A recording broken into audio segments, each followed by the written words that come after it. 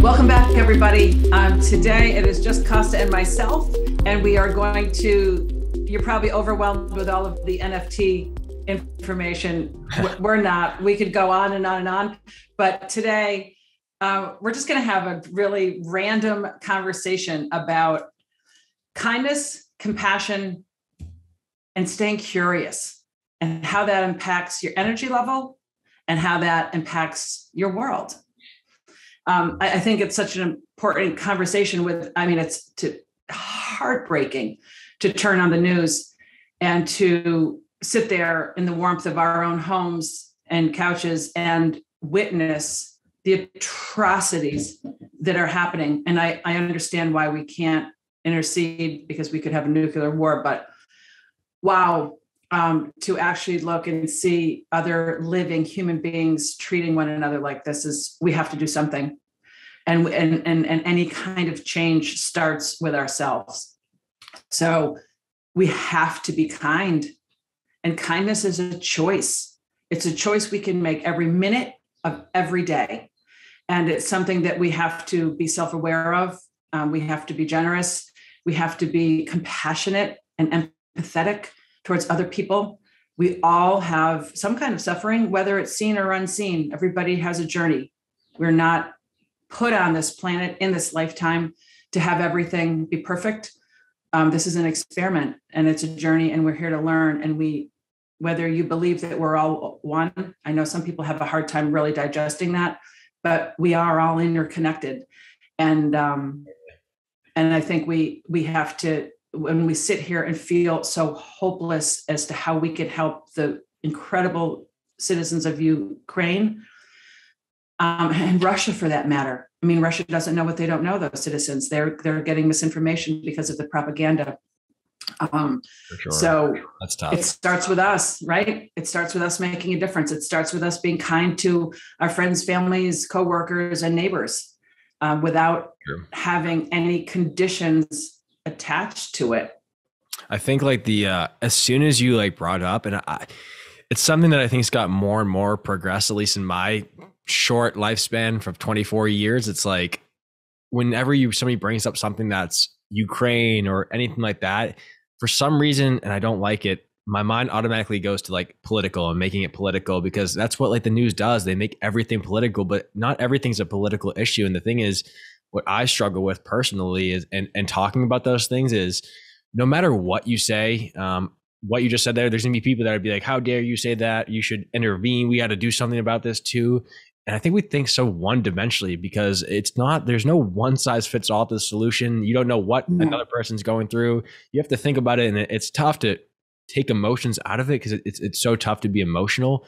But it's you have to look at, if you're going to make a decision that big, and people don't understand the impacts of, I think, governmental decisions, and whether that's the president, whoever it is, court cases and lawyers, it's whatever decision you make then is forever in history, in terms of everybody can reflect and say, okay, for example, court case, they decided this and this was the circumstances, and now they can use that precedent in everything they do. You give them a yard, give them a yard, they take a football field, because that's just the way it is. So it's so tough. Right. And politics, at this point, we have to take politics out of it, because we can't affect that right now, right? We're not in that. Yeah, political notification right there, right? It's definitely there's movement somewhere in my backyard. Oh, interesting. So yeah, we'll look at that later. But we can, regardless of politics, we can understand that we don't all think alike, and we can change that narrative and say, we shouldn't all think alike. That's what makes our societies diverse and interesting, and we move forward because we can get better ideas. And we have to somehow, I pray that we all get to a point, at least a little bit more along to this point, that we can be understanding of somebody else's differences.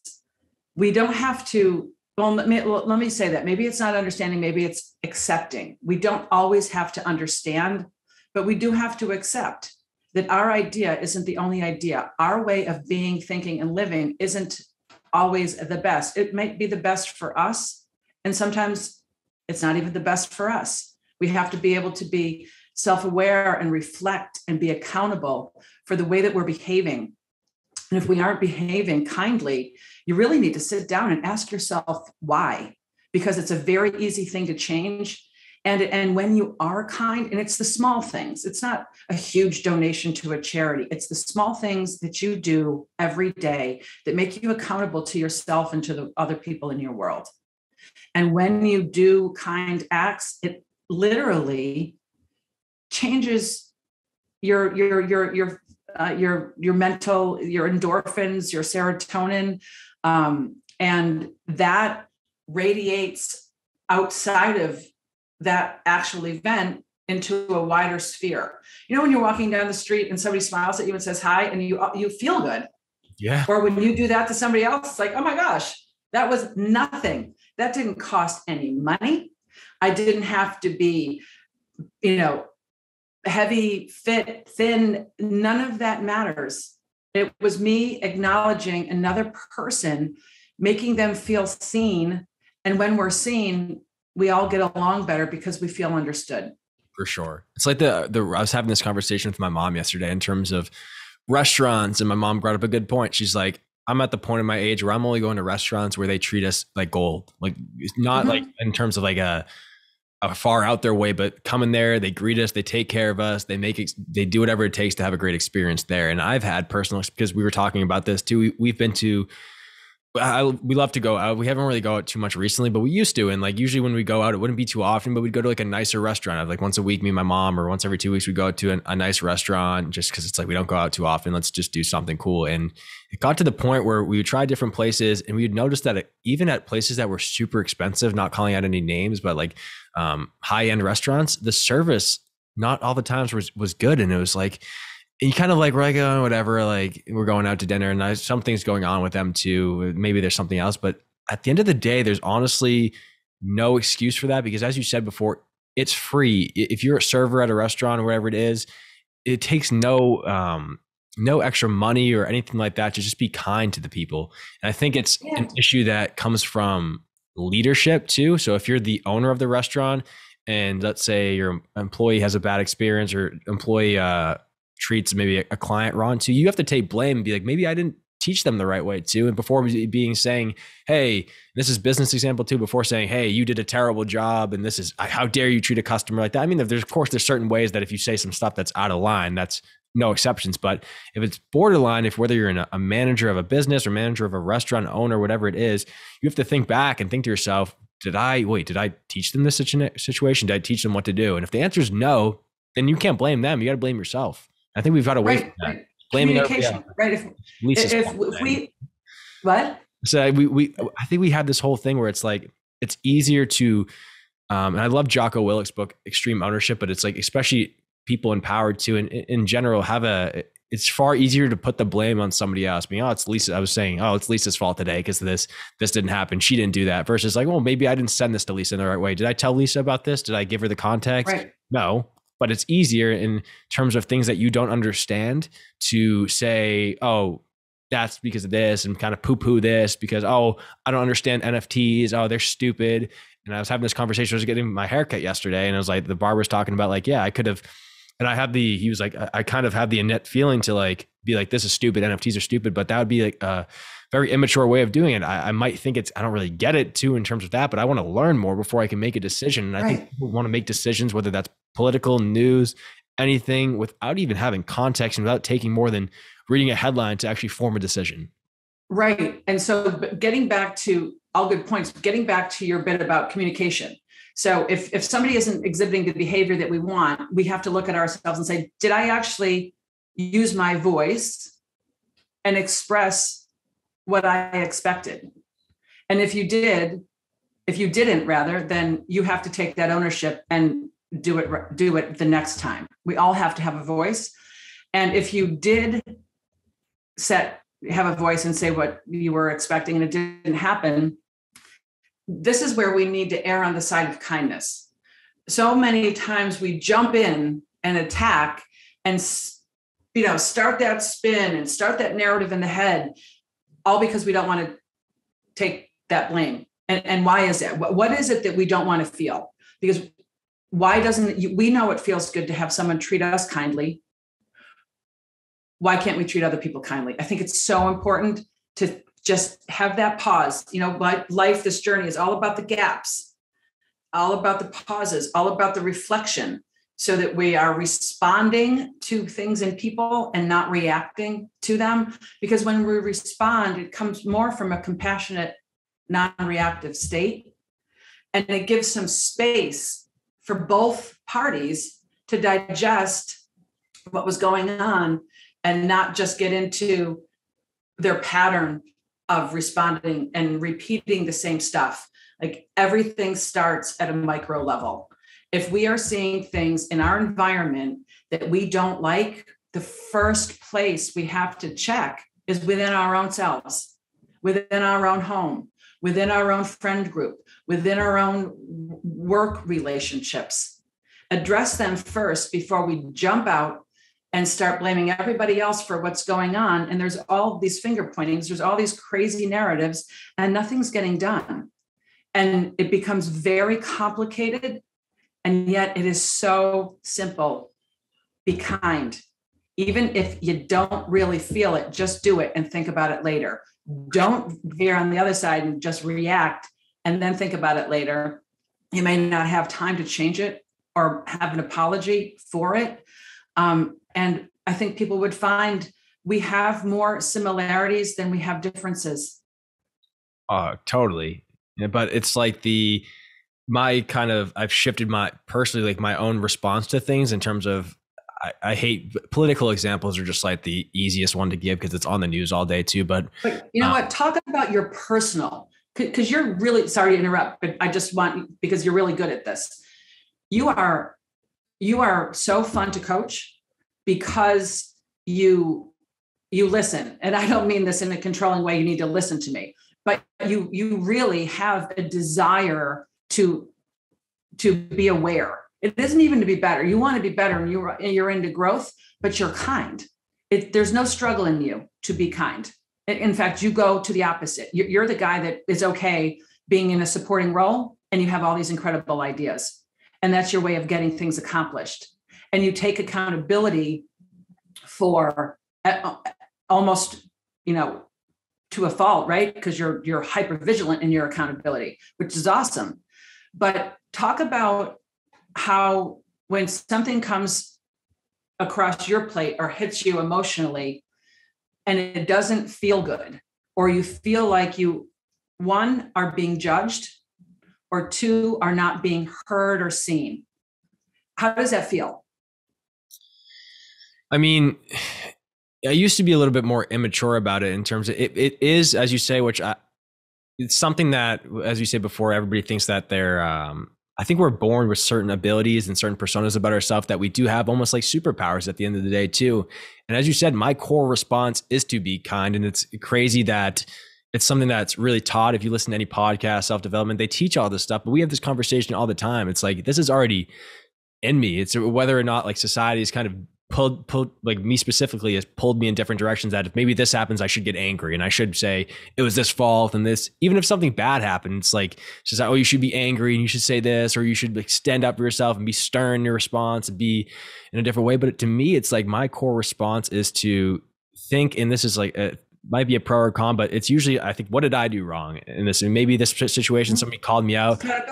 What did I do wrong at the end of the day too? And I always think that my innate response to situations is, what is that person going through and why did that person say that? Why are they angry? Why did they say this? Why is Russia doing this? Why is this going on? My personal life, whatever it is, somebody tells me to F off, which is, I don't think anybody's ever told me to F off, at least recently too. But if they did, I'll tell you after the call. Yeah, I'll be like, well, even though it might be a bad thing, they might say something hurtful or whatever it is, I try to think like, okay, maybe they're an evil person at the end of the day. And it's true that they are. I'm still trying to think, well, why? Well, why do they say that? Like, why do they need to do that? And I think if we do that, as you said before, think of it into ourselves, and then you try your best to not just judge people from the context. You ask why, okay, why is this going on? Why did they doing this too? I think and not go down the rabbit hole of beating yourself up, but just have the acknowledgement of, okay, I can see how, kind of looking at both sides of the story. All right, that isn't how I would have done it, but I can kind of understand where they're coming from. Sure. I can give an example too. I think we were talking about a few weeks ago, and this is like, I'm big on people joke about it, and too, like a lot of the Alex Hormozi is one of my favorite like content creators, super successful, runs a portfolio of companies that does $85 million a year. And he makes YouTube videos pretty much being vulnerable and saying that I was an asshole. And he's like, that last video was like, I was an asshole in college. I was this, I did this wrong and stuff like that. And people would think that you have this person that's super successful, like they have no faults, or the celebrities look up, they're perfect too. But if they just like went through and I never heard about them, like, and they just like pretending like they were like super successful and never talked about their flaws, it's kind of like demoralizing at the same time too. And you form way more of a connection with like Gary Vee or Alex Hormozi, just these basic people that people might not know of too. But if Gary Vee is like, oh, I struggled with this too. And I'm like, hey, I struggled for that too. What do you mean? Gary Vee's going to do that? He struggled with this too. And it's like, oh, because you can feel like you can become them, like that level. You can feel you can get to the level of success of these people when they come down to your level, because the celebrities and stuff we think of them as aliens. We wear baseball jerseys of these athletes. Oh, I can never be an athlete. Oh, I can never be an actor. I can never be this person. They're special. They're aliens. It's like, no, they're not. They just believed in themselves. They had talent. Yeah. But they worked every single day to become that person. And you're just not. Right. And when people share honestly and vulnerably, what is that doing? It's forming a connection. For sure. So when we connect, that's what everybody wants. Most people just don't know how to do it. We all need connection and community. And when we have that, we're freer to be who we truly, authentically are. And we feel that we're in a safe space to share. And when that starts to happen, all of these other things start to relax a bit. Then all of a sudden the person doesn't have to be so staunch in their opinion. And they don't have to be so judgmental on someone else. And they can allow for someone to be themselves and kind of sit back and listen. Everybody wants to be heard. People that talk a lot, they're talking so much because they don't think anyone's listening. Yeah. If you have because most people don't actively listen, they listen and they're ready to pounce. They're waiting to have a rebuttal for what's coming at them instead of. I could stop you right now and say, hey, no way. Everybody does that. Like, let the person finish. Like, that's like I interrupted you as a point of example. That's all right. I've been interrupting you today too. Look what it did though. We stopped. Now it's like usually when it's like the other person's like, oh, you interrupted. Well, where's my train of thought now? You lose it, and you think you're doing something good but you're not. Right. And why do we have to jump in? Why are we so hurried because we think we have an answer? Like when I jumped in and I was like, oh, I want to answer that because I have something to say about it, instead of just allowing you to finish your thought, and then I can have my thought. It's hard to follow your own advice, but that's self-awareness, right? So we need to do that. Nobody's perfect, but if we can catch ourselves and just try to, tweak it and change it a little bit goes a long way in this journey of life. So it does. Those are our words of wisdom for the day. Yeah. Right. Just, I think probably in the next episode, we can talk a little bit more about Billionaire Links Club. I don't know if we want to talk too much about it now, maybe give an inside scoop on something that's going on, maybe just fill it in on like the timeline. I just want to say one thing that has been on my mind from a post somebody posted yesterday and saying like, why do you buy NFT projects? And there's like a couple of different options. And one of the options was there's like utility, art. And then one of the options was, and I haven't seen anybody do a poll with this option, and it was supporting creators and supporting whoever's making it. And to me, it clicked that most things that I invest in or buy is usually because I want to support somebody rather than like, okay, cool, it's going to go up in value. Sure, there's certain investments too, but the example I gave, and it's like, I used to be somebody when I was younger, I was like, I want to wear like designer brands. I want to wear the Gucci, the Louis, all that stuff. I would try to buy that stuff with the money I had and then like get that as gifts. And then when I knew when I like first started off in entrepreneurship or even college, it's like, I can't wait till I have money so I can buy like the designer clothes. Like, cause I love fashion. I love clothes. I love all that stuff too. It's not just because it's Gucci. Part of it was like, oh, could I wear Gucci? And I would see people wearing an expression of yourself. Yeah, I would see people wearing that and I'd be like, oh, it's cool. But for the most part, I've kind of shifted to a mentality that's more of, and I think this is my opinion. Hey, you don't have to do it too. I think there's balance, of course, too. But I rather now wear clothing from. I buy clothing now from like YouTubers I really like and creators I really like that come up with their own clothing line. Because at the end of the day, the quality. I was listening to somebody the other day said like a Gucci shirt or something like that. Most basic T-shirts they cost them $10 to make, and they're selling it for $600. And it's like the quality is the same for the most part of these other lower price brands. But I feel so much more powerful now and almost not as better as a person necessarily, but I rather rep the YouTuber that I've seen grind for years, who came up with a clothing brand that I think is super cool. I rather rep their clothing than Gucci that's wearing this stuff. I mean, there's again points where you can wear both too, but I think people need to kind of think more in terms of when you're buying creator stuff and everything like that, you're supporting their vision at the same time too. So it's just something that. Well, but I could push back on you and say, now you're making a judgment of what people should do. That's the right decision for you. Because right. I tried to preface that as best as possible in the beginning. Huh? I tried to preface that in the beginning and say like, this is what I do, but like it's tough. Right. But see, we that's a perfect example of how you came from it from a caring standpoint, but no one way is better than the other and no creator is better than the other. That's why we have a lot of different creators, because they, somebody may like the Gucci brand and you may like a YouTuber brand. The important thing is to understand what it is that you like and what it is that you want to support, and understand that there's a lot of different options and not one is better than the other. The important thing is support. That's definitely a better way of looking at it. But I would argue a lot of the times with the designer brands, especially, is like people are buying designer brands for the wrong reasons and they can't even afford it in the first place too. So I think, okay, judgment. Hey, it's judgment. But I see friends that I have and people I know that are in college debt, don't do well, and are buying clothes and nice cars. And I asked them like, for what? I remember having a conversation a couple months ago of like, why? Because it's not coming from a point, but no matter what you do, it is. If you're like, why are you buying that? There's always going to be like, it's clear that you're saying that you don't agree with that. But to me, it's like, and it's tough to do. You can't change people's minds, but I want to be like, I feel bad because it's almost at the same time too. Cause I'm like, yeah, like that stuff's nice too, but quite frankly, you can't afford that stuff. And but let me just stop you, because this is awesome. And this is totally candid, but it's perfect. And no disrespect, but what is their purchasing? How does that affect you at all? That's their journey, their decision. And that's where we have to come and look at ourselves and say, why am I even taking the time to analyze why other people are doing things that I'm in judgment of? What if how somebody else chooses to spend their money is nobody else's business but theirs, right? If I choose to spend my money. I said, I don't want people telling me how to spend my money. That's right. So that's where we come back and we start with ourselves. I always say, if I want to be free to move about the cabin, then I need to let other people be free to move about their cabin. I can witness and observe what they're doing. I can have my opinions, but it's their journey just as it's mine. So I can go walk out on the street in a big old tent and somebody can say, what the hell is she doing? But that was my choice. I think it goes back to the thing you said from the beginning, though, of like inept response, which I appreciate the kind feedback about.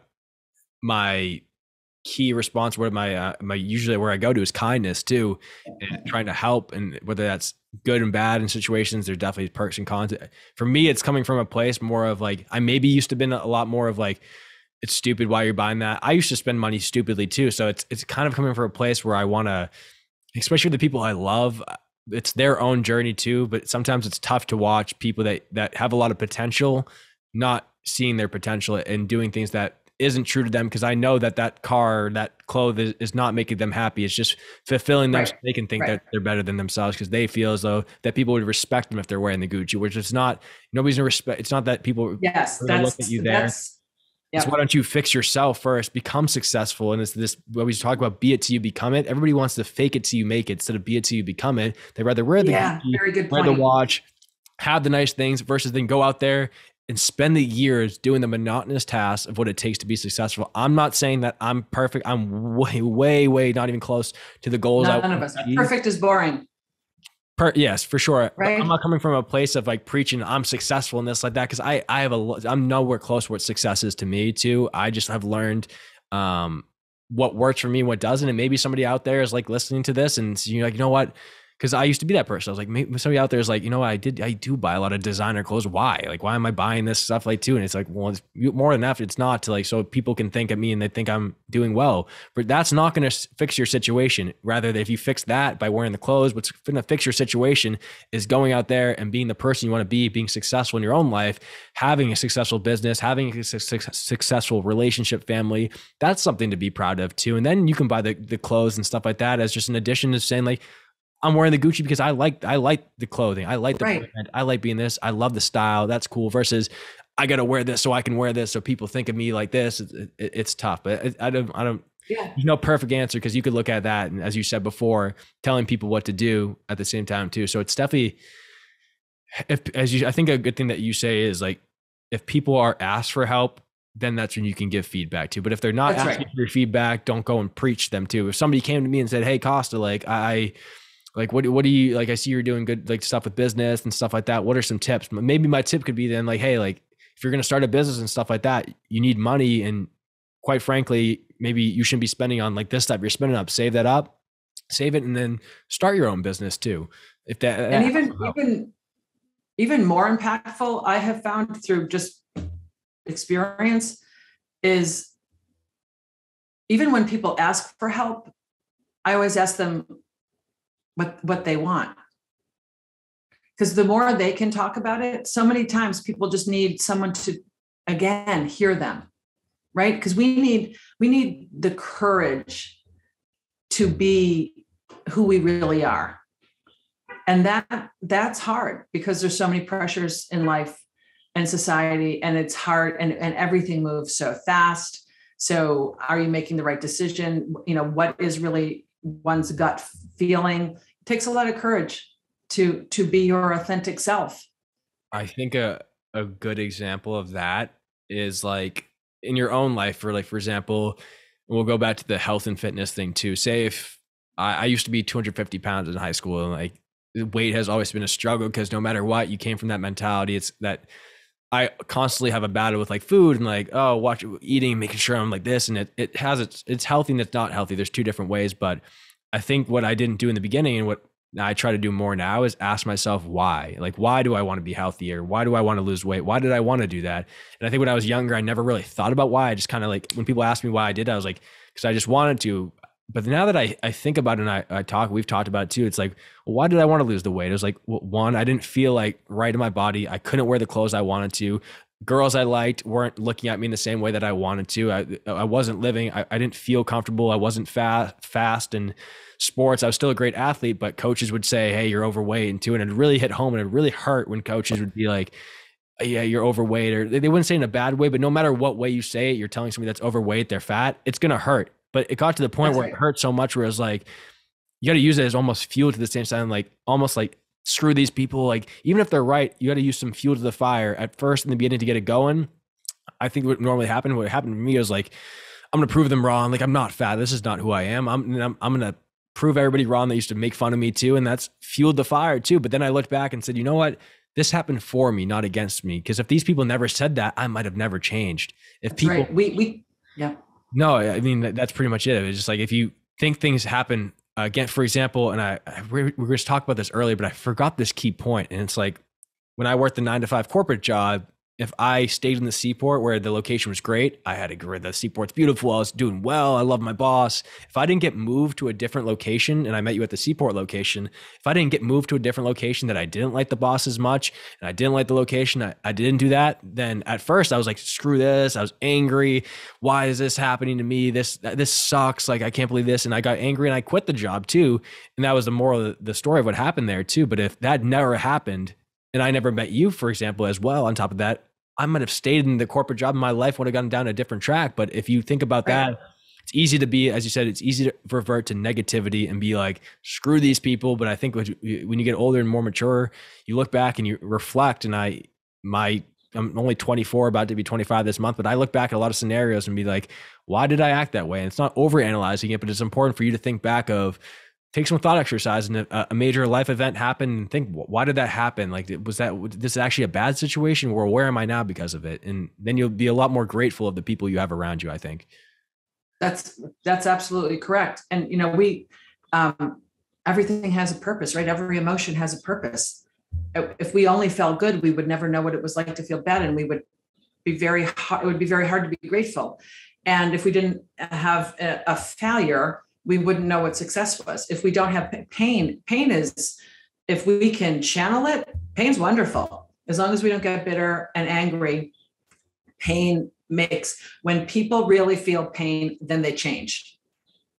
And one of the reasons people get so twisty, twirly, rabbit holey in their heads is because our minds want to change the narrative so we don't feel the pain, and then we don't really have to change. So it becomes this crazy dog chasing its tail. And so we have to shut the brain off. We have to take accountability, and we have to look and see who it is we really want to be. And then we just have to be it. And that's it. And it's not going to be perfect. And it will be a rocky road. And it's supposed to be. And you figure it out along the way. But you know what? We are so fortunate when we have our health in our brains, if we do, and we owe it to, that's our payback, to be the best version of that energetic makeup that we can. People don't have to like it, but you know what?